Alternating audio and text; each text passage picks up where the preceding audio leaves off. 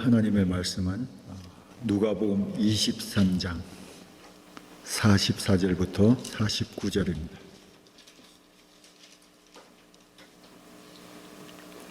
누가복음 23장 44절부터 49절.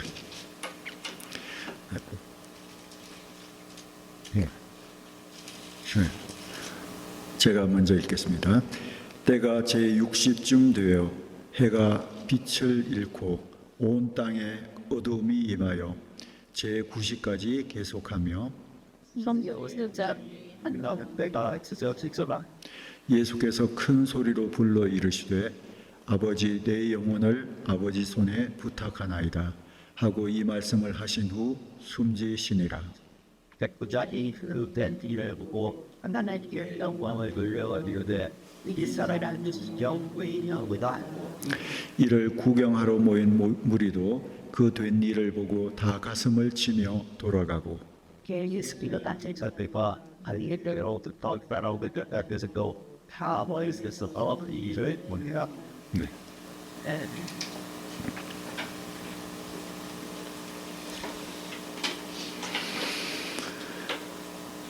우리가 평소에도 자주 하는 질문 중에 하나가 왜라는 질문입니다. 네.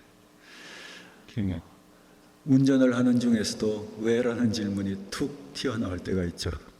왜 깜빡이도 안 켜고 저렇게 급하게 확 끼어드나 왜?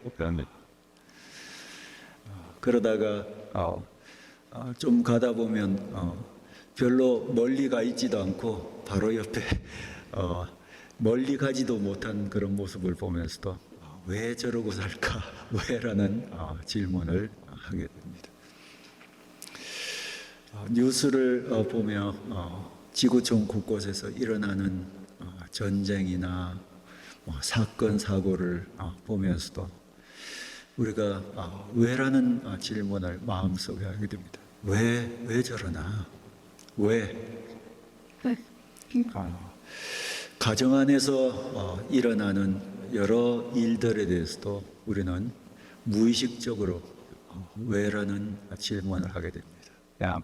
식구 중에 누구 한 명이 안 좋은 모습을 보일 때 왜라는 질문을 하게 되거나 가정 안에 어떤 어려움들을 겪게 될 때도 왜라는 질문을 하게 됩니다.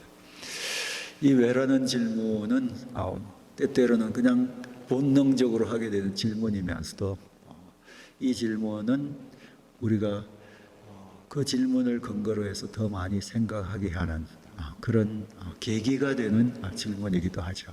왜라는 질문을 하고 난 다음에 우리는 더 많은 생각을 하게 되니까요. 굳이 정답을 찾지 못한다 할지라도 우리는 생각의 과정으로 들어가게 됩니다. 왜? 한 번은 땡스기빙이 되었는데 어떤 분이 한 10년도 넘은 일이에요. 어떤 분이 보스턴 마켓, 보스턴 마켓에 땡스기빙 음식들을 잔뜩 주문해 가지고 저희들이 땡스기빙 때 그것을 찾아서 먹도록 조치를 해놨더라고요. 그래서 그때는 우리가 땡스기빙 음식을 막 만들어서 먹을 때가 아니었는데 이게 웬 떡이냐 했던 그런 시간이 있었죠. 우리 애들도 갑자기 놀랐어요. 갑자기 칠면조에다가 굉장히 다양한 그 땡스기 음식을 세트로 우리 식구들이 다 먹을 수 있도록 누군가가 주문을 해줘가지고 얘들아 누구가 우리 땡스기빙 먹으라고 이거 보스턴 마켓에 주문을 해놨다 했더니 저희 아이들이 그것에 대해서 처음으로 하는 그 반응이 뭔지 아세요? 왜? 왜 그분이 우리한테 땡스기빙 음식을 왜라는 그 질문을 하다. 왜 그분이 땡스기빙 음식을 주문해가지고 우리한테 먹이는지 애들은 의아한 거죠. 왜 그랬는지. 몇 주 전이었는데 뉴스를 보는데요. 어떤 한 대학의 그 큰 강당이었던 것 같아요. 거기 학생들이 쫙 모여서 있는데 거기서 어떤 그 학교의 총장님이 뭔가를 발표하는데 온 학생들이 막 일어서 가지고 박수를 치고 난리를 피우는 그런 그 장면이 포착되었어요. 그 총장님이 뭘 발표했는지가 이제 그 뉴스의 그 주제였었습니다. 이제부터는 우리 학교의 모든 학생들에게 전액 장학금이 제공됩니다 하고 발표를 한 거예요. 여러분 상상해 보세요. 학생들에게 전액 장학금을 발표한 거예요. 그래서 아이들이 그냥 일어나서 난리가 난 거죠. 실제로 있었던 게 뉴스에서 났어요. 그래서 사연을 들어보니까 거기서 가르치는 그 한 의대였는데요. 거기서 가르치는 교수님이 자기 남편이 평생 사업을 하다가 모아놓은 돈을 남겨놓고 돌아가신 거예요. 그래서 이 어마무지한 돈을 도대체 어떻게 쓰는가 하는 고민을 하고 또 자녀들하고도 의논을 한 거예요. 하다가 자기가 재임하고 있는 그 의과대학에 그 모든 그 돈을 다 기부를 하기로 결정을 한 거예요. 그래서 그 돈이 너무나 큰 돈이었기 때문에 지금 재학생들뿐만 아니라 앞으로 그 학교를 입학하는 모든 학생들한테 전액 장학금을 제공하도록 되어 있을 정도로 그 엄청난 액수를 기부를 하게 된 거예요. 저는 그 뉴스를 보면서 제일 먼저 마음속에 들었던 것이 왜 저 사람들은 그 엄청난 돈을 학교에다가 기부를 하게 되었을까? 왜? 대충 왠지는 알죠. 왠지는 아는데 이 왜란 질문은 그분들에 대한 질문이면서 또한 저 자신에 대한 질문이게 되었어요. 어떻게 사는 어떤 가치를 가지고 어떤 태도로 사는 사람들이기에 저렇게 하나 하는 것에 대한 왜라는 질문을 하게 되면서 저 자신에 대해서도 질문을 했어요. 저는 그렇게 기부할 만한 것을 가지고 있지는 않지만 나는 어떻게 하고 있나 이런 부분에 대한 질문들도 하게 되면서 그것이 그 왜라는 질문이 많은 생각을 하게 했어요. 더더군다나 미래의 노년의 그 시기에 어떻게 살 것인가를 많이 생각하는 시기이기 때문에 더 많이 그런 질문을 하게 된 것 같아요. 여러분도 이런 질문들을 하실 때가 있을 거예요. 왜 그랬지? 하는 질문이. 그것을 통해서 더 생각해보고 또 더 생각해보는 계기를 가질 때가 있었을 거예요. 오늘 우리는 예수님께서 십자가에 달려 돌아가시는 우리에게 너무 익숙한 한 장면을 보게 됩니다. 이 장면을 보면서 우리가 갖게 되는 그리고 가져야 되는 중요한 질문은 바로 그것입니다. 왜라는 질문이에요. 왜 그러셨을까? 지금 예수님이 십자가에 달려서 돌아가시기까지 짧은 기간 동안 굉장히 많은 일들이 급박하게 숨가쁘게 진행되었죠. 여러분도 아시는 것처럼 고난 주간에 목요일 밤에 예수님께서 체포되셨어요. 끌려가셨습니다. 그래서 대제사장이 머무는 그 공간에 끌려가셔서 신문을 당하셔요. 그 밤에 신문 당하시고 아마 그 신문이 새벽까지 계속 되었습니다. 그때 유대 지도자들이 모였는데 그것이 그때 당시 로마 속국이었지만 자치적으로 통치하는 최고 통치기관이 뭐였냐면 산헤드린이라는 의회가 있었어요. 공의회. 산헤드린이라는 그 의회가 그 새벽에 모여졌고 그리고 그곳에서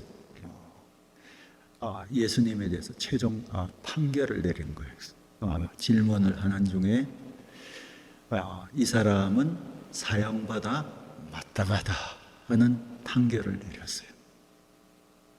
그리고 로마의 속국이었기 때문에 자기들이 직접 사형을 집행할 수는 없었거든요. 형법에 해당되는 것은 로마 당국에 의뢰를 해야 될 필요가 있었어요. 그래서 그 예수님을 그때 당시 총독이었던 빌라도한테 보내버리는 것입니다. 그리고 함께 몰려가서 사람들과 더불어서 빌라도 총독을 압박하게 되죠. 빌라도가 예수님을 보고 예수님과 이런저런 얘기를 나누는 과정 속에서 사람들은 계속 예수는 십자가에 못 박아야 된다고 압박을 해요. 빌라도가 생각하기에는 아닌데 사람들의 압박이 계속적으로 있게 돼요. 그러다가 그것을 좀 피하기 위해서 그 짐을 자기가 판결을 내리는 짐을 좀 들기 위해서 마침 그 예루살렘에 그 지역을 통치하는 헤롯 왕이 와 있었기 때문에 헤롯에게 예수님을 보내버립니다.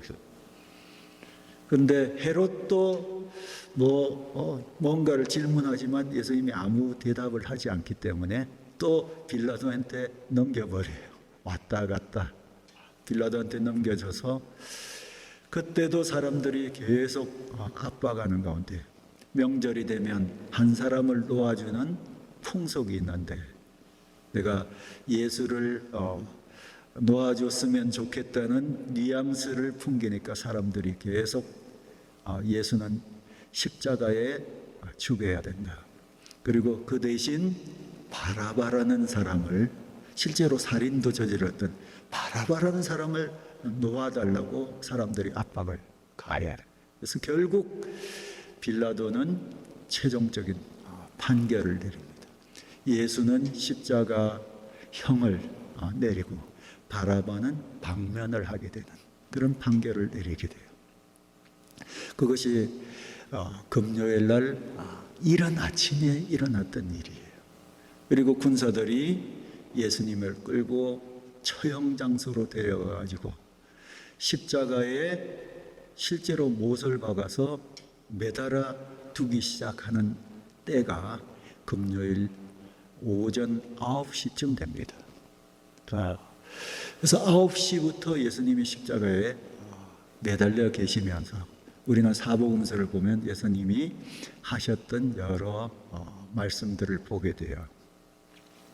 그리고 예수님이 그곳에서 어떻게 고통스러워 하시는지도 보게 되고 군인들로부터 어떤 어려움을 당하시는지도 이렇게 보게 됩니다. 그렇게 해서 3시간이 흐르고 12시쯤 되었어요. 12시쯤 되었는데 오늘 이 본문이 이야기한 것처럼 6시쯤 되었다. 그때 당시 이 6시는 바로 오늘날로 이야기하면 12시쯤에 해당되거든요. 그 12시쯤부터 굉장히 기이한 현상이 나타났어요. 해가 빛을 잃고 온 세상이 깜깜해지는 그런 일이 벌어졌어요. 여러분 한번 상상해 보세요. 그리고 그것이 3시간 정도 계속되었습니다. 12시부터 오후 3시까지는 온 세상이 깜깜해졌어요. 그리고 소리가 들려서 귀를 기울여 보니까 Come on. 성전에 있었던 휘장이 위에서부터 아래로 쫙 찢어진 것이.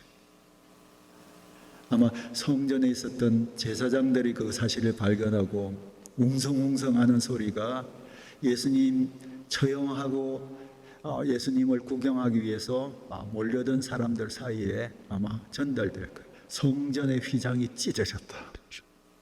그러니까 온 세상이 깜깜한 중에 성전 휘장도 그냥 찢어진 것을 통해서 많은 사람들은 굉장히 두려움 가운데 사로잡혀 있었을 거예요. 그때 3시쯤 되었을 때 예수님이 거기 46절 말씀을 같이 한번 읽어볼까요? 예수께서 큰 소리로 불러 이르시되 아버지 내 영혼을 아버지 손에 부탁하나이다 하고 이 말씀을 하신 후에 숨지시니라. 예수님이 십자가에 의해서 마지막으로 하신 말씀이에요. 이 이야기는 이 말씀은 바로 기도였습니다. 큰 소리로 아버지를 향해서 했던 그 기도였었어요. 아버지 내 영혼을 아버지 손에 부탁합니다 하고 예수님께서 숨을 거두신 것을 볼 수 있어요. 그때쯤이 바로 3시였었어요. 그렇게 해서 예수님은 그 숨가빴던 그 전날부터의 그런 그 과정을 쭉 지내시다가 마침내 3시쯤 숨을 거두신 것을 볼 수 있습니다. 그래서 이 예수님 돌아가시는 이 사건에 이 모든 것이 예수님이 숨을 거두시는 것을 통해서 마감되는 것을 볼 수가 있어요. 그런데 우리가 누가복음을 보면 바로 그 뒤에 한 사람의 한마디가 덧붙여집니다.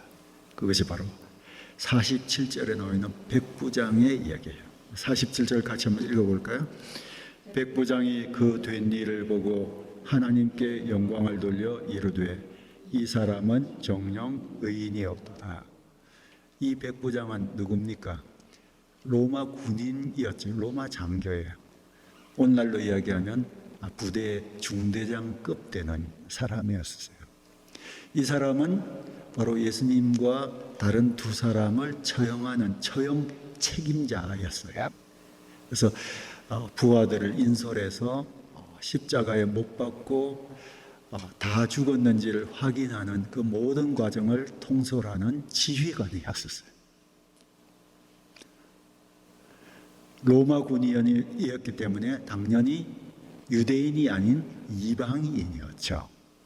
이 사람은 예수님 처형당하는 그 광경을 가장 가까이에서 지켜본 사람이었어요. 예수님이 어떤 분이신지도 짧은 시간이었지만 가장 가까이에서 봤던 사람이에요. 예수님이 하셨던 몇몇 말씀들도 가장 가까이에서 들었던 사람이었어요.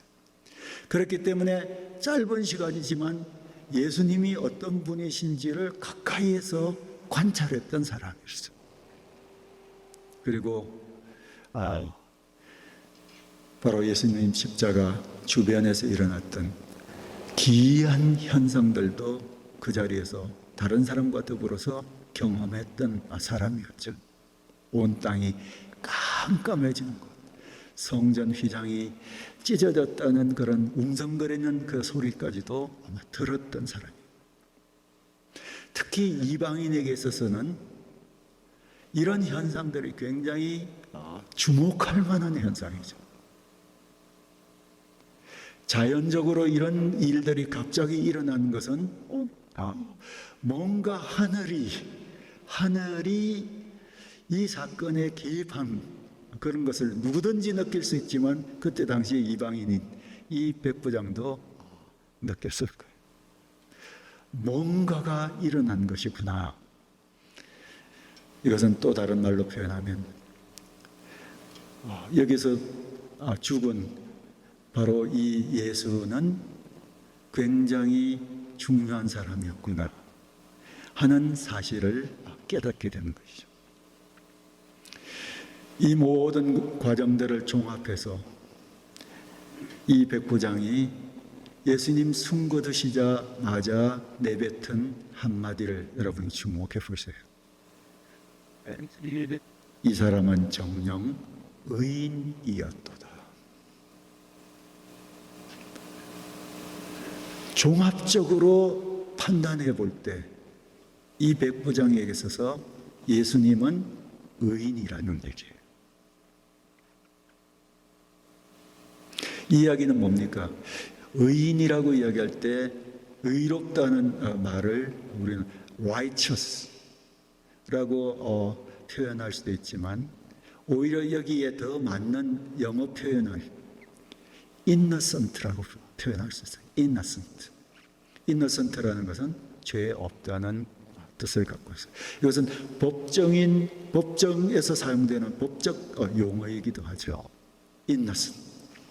이 말은 guilty, 유죄라는 것의 반대로 무죄라는 뜻을 가지고 있는 거예요. 이 백부장이 이분은 의인이다 하고 이야기했을 때 성경에서 이야기하고 있는 의인의 그 개념으로 얘기했다고까지는 생각할 수가 없어요. 이 사람은 성경적인 배경이 없는 이방인이었기 때문에. 그러나 적어도 그가 한 이 표현은 예수는 아무 잘못이 없는 분이라는 그런 고백으로 받아들여져요. 그분은 무죄한 분인데 재판받아서 죽었다는 얘기예요. 무죄한 분의 죽음이었다. 죄 없는 사람이 당한 죽음이었다 하는 것이 사형을 집행했던 백부장의 마지막 판단이었어요. 고백이었습니다. 이야기는 바꾸어 이야기하면 유대 종교 지도자들이 그때 당시 대단한 인물들로 구성된 사내들인의 그 판결이 잘못된 판결이라는 것에 대한 얘기예요. 그뿐만 아니라 자기 상관인 빌라도 총독의 최종적인 판결도 이것은 잘못된 판결이라는 것에 대한 얘기입니다. 예수가 받았던 재판은 엉터리 재판이었다. 잘못된 재판이었고 불의한 재판이었다는 그런 얘기가 되겠어요. 그가 비록 이렇게 고백했지만 이미 예수는 처형당에 숨을 거두고 난 다음이었어요. 그 판결 자체를 뒤집는 그런 고백은 아니지만 그러나 혼잣말로 했던 이 고백은 그 모든 것을 뒤집어버리는 바로 그런 고백이라고 볼 수 있어요. 그분은 아무 죄가 없는 분이었다. 그런데도 사형 판결을 받고 이렇게 돌아가셨다는 얘기예요. 그리고 사실 이 이야기는 누가가 예수님 십자가에 달려 돌아가시는 사건을 묘사하면서 쭉 쓰면서 누가 자신이 하고 싶었던 바로 그 이야기예요. 누가가 이 글을 쓰면서 누가가 하고 싶었던 바로 그 이야기를 백부장을 통해서 대신 하고 있는 것이죠. 누가는 이 모든 진행 과정 속에서 이 모든 판결들은 어거지였다, 불의한 것이었다, 잘못된 것이었다는 것을 이야기해 줘요. 그 모든 과정 속에서 예수 그리스도는 의로운 분이시다. 이렇게 사형당할 만한 아무런 죄가 없는 분이었다는 것을 이야기해 줘요. 그리고 그것을 예수님 돌아가시고 난 다음에 백부장의 입을 통해서 우리들에게 또 이 글을 읽는 사람들에게 얘기해 주고 있는 거예요. 예수님 십자가 달려 돌아가신 이 사건이 우리에게 주는 메시지가 바로 여기에 있어요. 그분은 의로운 분이신데 돌아가셨다. 죄 없는 분이신데 이렇게 돌아가셨다는 메시지예요. 그리고 이 메시지는 우리 모두에게 이런 질문을 던져줘요. 그렇다면 왜 이렇게 돌아가셨는가? 예수님 돌아가시는 이 장면 속에 나타난 기이한 현상을 통해서 이 자리에 하나님이 계셨을 뿐만 아니라 하나님이 이 모든 것을 다 아시고 계셨고 간섭하고 계셨다는 것을 알 수 있는데, 그렇다면 왜 하나님은 이러한 죽음을 허락하셨을까 하는 질문이죠. 왜?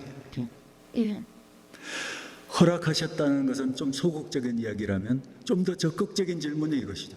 왜 하나님은 이런 것을 계획하셨고 디자인하셨고 실제로 이렇게 되도록 실행하셨는가 하는 질문을 던져요.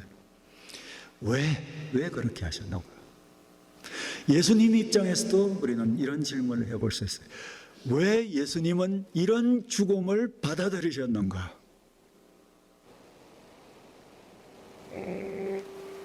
예수님이 죽는 이 죽음은 그 이전에 암시되었던 것처럼 하나님이 계획하신, 하나님이 뜻하신 것에 대한 순종의 죽음이었는데 왜 예수님은 이렇게 순종하셨는가 하는 질문을 해볼 수 있어요. 하나님은 왜 이것을 계획하셨고 예수님은 왜 이렇게 죽으셔야만 했는가 하는 질문이에요. 무죄한 분이신데, 죽을 이유가 없는 분이신데 왜 돌아가신 것입니까?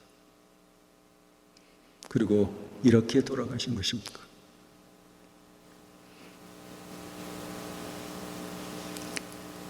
아마 백부장은 이런 고백을 통해서 그 속에 성경에는 나와 있지 않지만 왜 이런 분이 돌아가셨는가에 대한 질문을 시작하면서 그의 사색은, 고민은 아마 시작되었을지도 모르겠어요. 그 광경을 지켜보던 사람들에게 있어서도 그 군중들, 무리들, 그들은 어쩌면 종교 지도자들의 충동에 의해서 예수를 못 박아서서 바라바를 대신 풀어주소서 하고 외쳤던 사람이었을 가능성도 높은데 안 그런 사람도 있겠지만, 여러분 48절을 한번 보세요. 같이 한번 읽어볼까요? 이를 구경하러 모인 무리도 그 된 일을 보고 다 가슴을 치며 돌아가고, 아마 그들 중에 많은 사람은 예수 십자가에 못 박아서서 외쳤던 사람일지도 모르는데, 실제로 예수님이 십자가에 못 박혀서 돌아가신 다음에 속이 시원해야 될 것 같았어요. 그들이 가슴을 치며 돌아갔다는 얘기는 무엇을 이야기하는 것일까? 단순히 어떤 한 사람이 죽는 모습은 누구에게나 충격일 수 있죠. 안타까움일 수도 있고 불쌍한 그런 느낌을 주는 것일 수도 있어요. 그래서 갖게 되는 그런 감정이 아니라 가슴을 치며 갔다는 것은 그것과는 다른 종류의 어떤 그 느낌을 이야기하는 거 아니겠습니까? 가슴을 쳤다는 얘기입니다. 뭔지는 잘 모르지만요, 우리가 도대체 무슨 짓을 한 것인가 하는 것에 대한 어떤 그 혼란, 이런 것이 그들을 사로잡았을 것이고, 그것이 생각보다 너무나 엄청난 뭔지는 잘 모르지만 엄청난 일이었다는 그런 그 사실이 그들에게 두려움이 되었을 가능성이 있고, 이런 것이 왜 저분은 저렇게 돌아가셨어야 했는가 하는 그런 질문을 일으켰을 수 있는, 성경에는 나오지 않지만 짐작해 보면 그들 속에 그런 질문이 일어나면서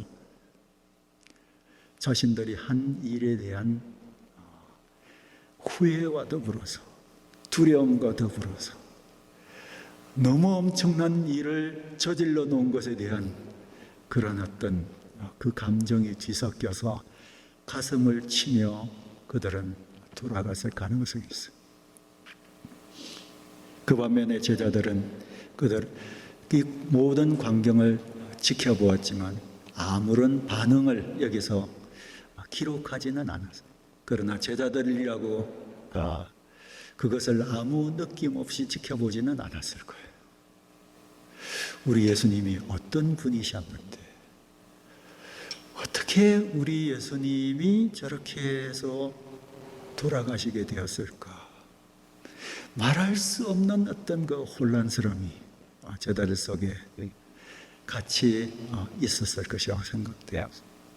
이것이 제자들 속에서도 아직 선명하게 정리된 생각은 아니지만 질문으로 떠올랐을 가능성도 있는 것이죠. 왜 우리 주님은 저렇게 돌아가셔야만 하셨는가? 피할 수도 있었는데 이미 예루살렘에 가면 내가 잡혀서 고난을 받고 죽는다고 알고 계셨는데, 그래서 제자들에게까지 그것을 예고까지 하셨는데, 그래서 그 고난과 그 죽음은 알고 계셨기 때문에 피할 수도 있는 것이었는데 예수님은 그 자리로 뚜벅뚜벅 걸어 나가시는 그것을 생각해 보면서 말할 수 없는 혼란이 있어요. 아시면서도 왜 돌아가셨을까? 자신을 내어주셨을까? 하는 질문들이죠. 이런 질문들이 복잡하게 얽혀 있게 되는 것이 바로 이 지장이었을 것입니다. 그리고 난 다음에 그 질문에 대한 대답들은 그 다음 장면에 계속 나오기 시작해요. 그것은 개봉박두. 다음 시간에 우리가 주님의 부활을 보면서 어떻게 이 질문에 대한 대답이 이게 나오기 시작했는지, 이들에게 어떻게 이 질문에 대한 까다로운 질문에 대한 이게 정리되기 시작했는지, 그리고 확신으로 그것을 붙들기 시작했는지를 우리는 볼 수가 있어요. 복음서의 뒷부분을 통해서, 사도행전의 앞부분을 통해서 여러분 그것을 정리하실 수 있어요. 특히 예수님 십자가에 달려 돌아가시는 이 과정 속에 가장 모든 제자들이 다 당황하고 형편없이 굴었지만 그 중에서도 대표적인 한 사람이 바로 베드로였는데, 예수님을 3번이나 부인하는 정도로 예수님의 죽음을 받아들일 수도 없고 머릿속으로 제대로 이해할 수도 없고 감정을 어떻게 추스려야 될지도 모르는 혼란 속에 있었던 사람이 바로 베드로였는데,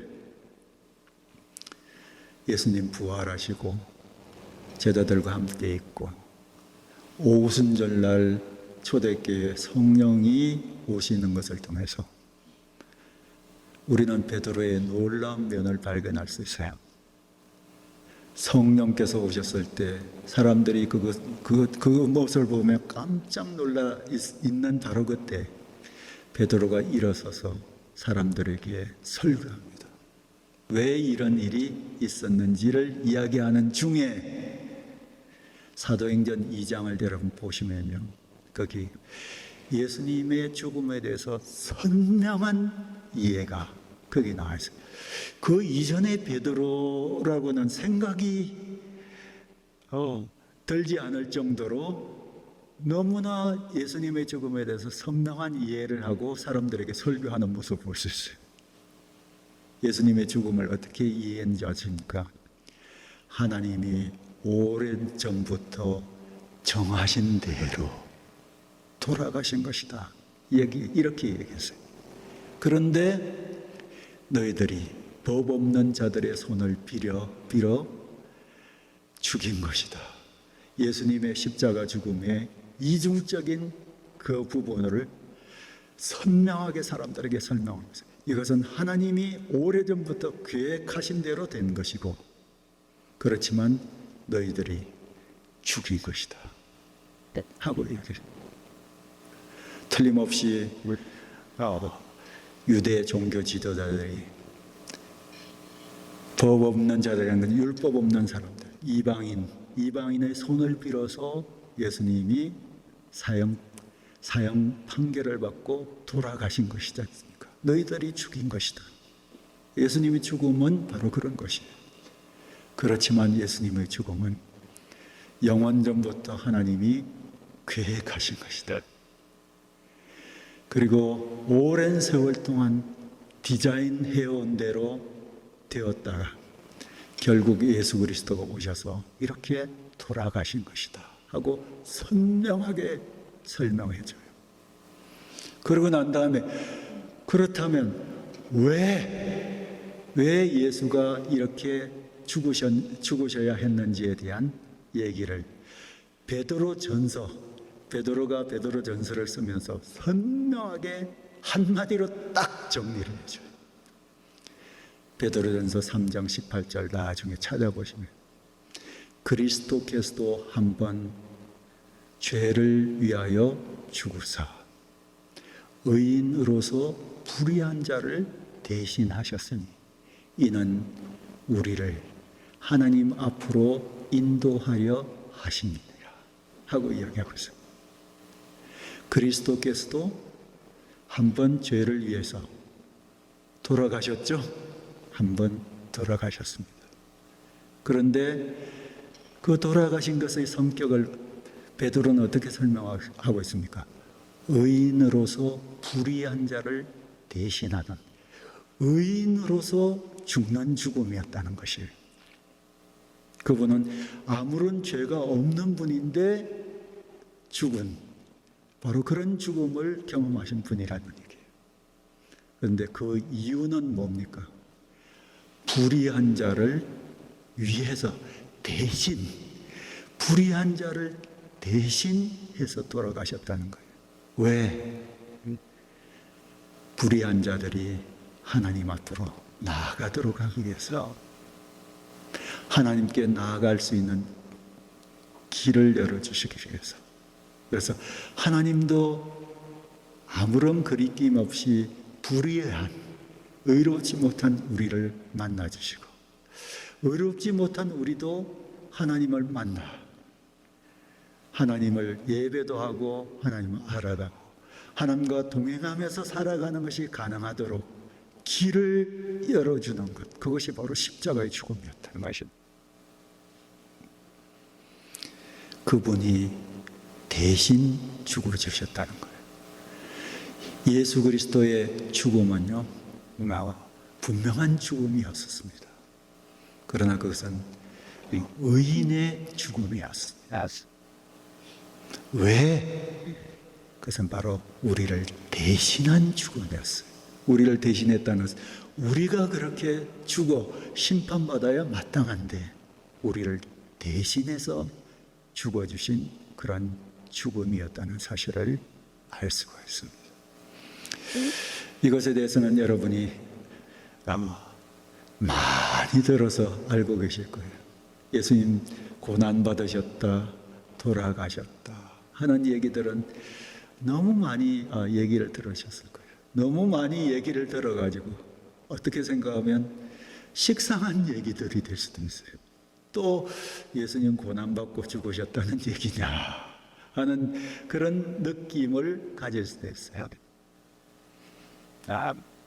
그렇지만 다시 한번 오늘 이 말씀을 통해서 여러분들에게 도전합니다. 여러분 다시 한번 여러분 자신을 향해서도 이렇게 질문해 보시기 바랍니다. 왜 그렇게 돌아가셨는가?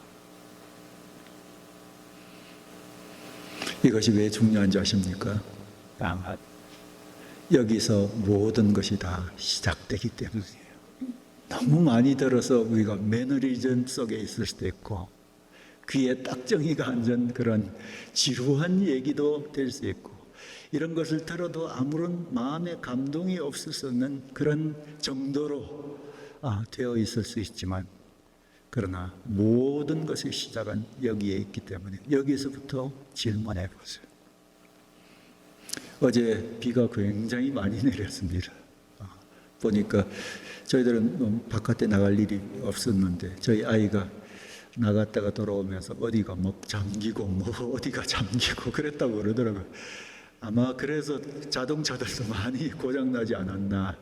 그 A가 그렇게 늦게 오는 그룹이 아닌 것 같은데 그렇게 늦게 온 것은 사고가 이곳저곳에 많이 나지 않았나 그런 생각도 드는데요. 물이 막 잠기고 그랬대요. 그래서 그 이야기 들으면서 어린 시절 생각이 났어요. 제가 경상남도 진주에 살 때인데요. 그때도 홍수가 나가지고 집이 막 이렇게 잠기게 되는 때가 있었어요.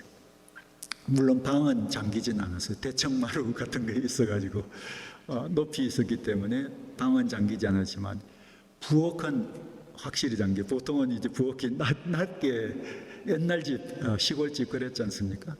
낮게 되어 있기 때문에 홍수가 나면 부엌으로 제일 많이 물이 들어가고 부엌이 가득 차버리게 되는데 제 어린 시절의 기억이 바로 그런 것이었어요. 홍수가 나가지고 그냥 온통 동네도 물범벅이고 그냥 우리 집 부엌도 그냥 물이 그냥 가득 차 있고 아주 난리법석이었던 때가 있었거든요. 네.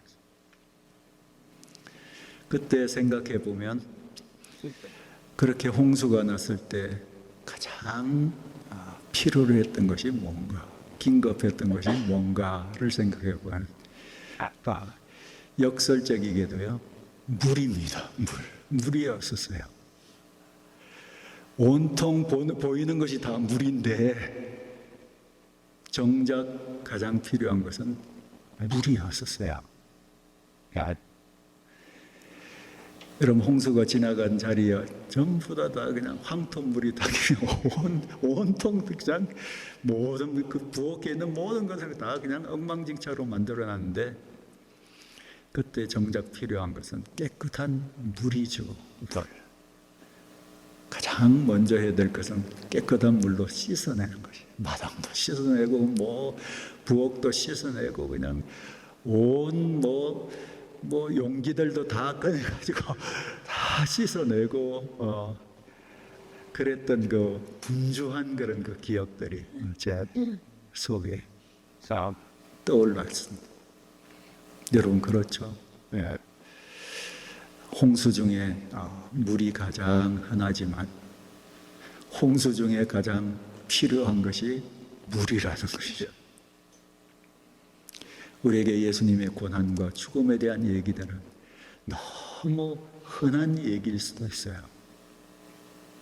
그렇지만 우리에게 가장 필요한 것은 예수님의 죽음과 고난에 대한 얘기입니다. 왜 그러셨지 하는 것에서부터 여러분의 삶이 새롭게 시작되는 거예요. 거기서부터 모든 생각이 열리기 시작하는 거예요. 여러분 그리스도인으로서 누리고 있는 모든 것이 바로 거기서 시작되었으며 또 그것이 열려야지만 그것을 누릴 수가 있습니다. 그래서 이번 한 주간 우리가 고난 주간을 보내게 되는데 이번 한 주간 동안 여러분이 왜라는 질문을 많이 좀 해보시기 바랍니다. 그래서 여러분이 마치 깨끗한 물이 필요한 것처럼 예수님의 고난과 죽음이 정말 우리에게 무슨 의미인지를 다시 한번 새롭게 이해하고 붙드는 한 주간이 되시기를 축복드립니다. 같이 기도하겠습니다.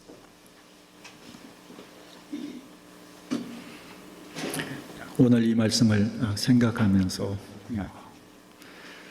예수님의 죽음을 떠올리시고 그리고 왜라는 질문을 해보시기를 바랍니다. 이것이 나와 무슨 상관이 있는가 하고 질문해 보시기 바랍니다.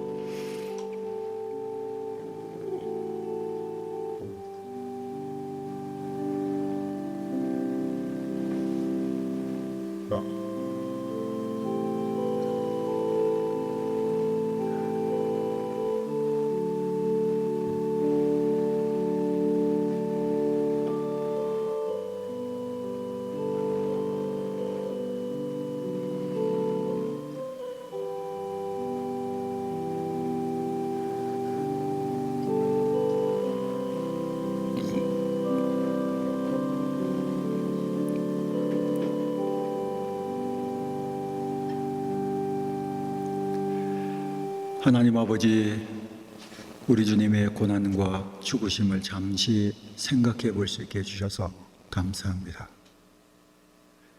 백부장이 던졌던 한마디의 고백을 통해서 저희들이 왜라는 질문을 할 수 있게 도와주시고, 베드로가 혼란 속에서 그 왜라는 질문에 대한 답을 찾아갔던 것처럼 우리도 선명하게 그 대답을 찾아갈 수 있도록 도와주시옵소서.